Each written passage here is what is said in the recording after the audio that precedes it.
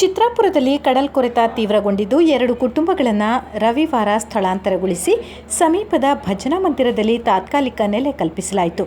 ಶಾಸಕ doctor Bharat Shetty Y ಅವರು ಭೇಟಿ ನೀಡಿ ಮನೆ ಉಳಿಸಲು ಮರಳು ಚೀಲ ಅಳವಡಿಕೆ ಸಹಿತ ಸಾಧ್ಯವಾದ ಪ್ರಯತ್ನ ನಡೆಸಲಾಗುವುದು.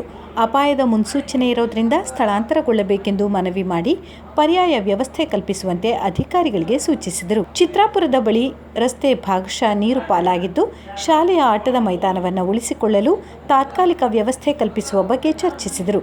ಬಳಿಕ ಮಾಧ್ಯಮದವರೊಂದಿಗೆ ಮಾತನಾಡಿದ ಅವರು, ಸುಮಾರು 350 ಕೋಟಿ ರೂಪಾಯಿ ವೆಚ್ಚದಲ್ಲಿ ಉಳಿದ ಭಾಗದಲ್ಲಿ ಕಲ್ಲು ಹಾಕುವ ಯೋಜನೆಗೆ ಪ್ರಸ್ತಾವನೆ ಇದೆ. ಮುಖ್ಯಮಂತ್ರಿಗಳನ್ನು ಭೇಟಿ ಮಾಡಿ ಈ ಬಗ್ಗೆ ಹಣ ಬಿಡುಗಡೆಗೆ ಒತ್ತಾಯಿಸಲಾಗುವುದೆಂದರು. ಮಾಜಿ ಮೇಯರ್ ಗಣೇಶ್ ಹೊಸಬೆಟ್ಟು, ರಘುವೀರ್ ಪಣಂಬೂರು, ಕಂದಾಯ ಅಧಿಕಾರಿ ನವೀನ್ ಈ ಸಂದರ್ಭ ಉಪಸ್ಥಿತರಿದ್ದರು. ಚಿತ್ರಾಪುರ ಬಳಿ ಮನೆ ಶೆಡ್ ಕುಸಿಯದಂತೆ ರವಿವಾರ ಮರಳು ಚೀಲ ಹಾಕುವ ತುರ್ತು ಕಾರ್ಯ ನಡೆಯಿತು. ಮಲ್ಲಮರ್ ಬೈಕಂಪಾಡಿ ಬಳಿಯೂ ಸಮುದ್ರದ ಕೊರೆತ ಮುಂದುವರೆದಿದ್ದು, ಸುಮಾರು 10-20 ವರ್ಷದ ಬಳಿಕ ಸಮುದ್ರ ಭಾಗ ವಿಸ್ತಾರಗೊಳ್ಳುತ್ತಿರುವುದು ಸ್ಥಳೀಯರಲ್ಲಿ ಆತಂಕ ಸೃಷ್ಟಿಸಿದೆ.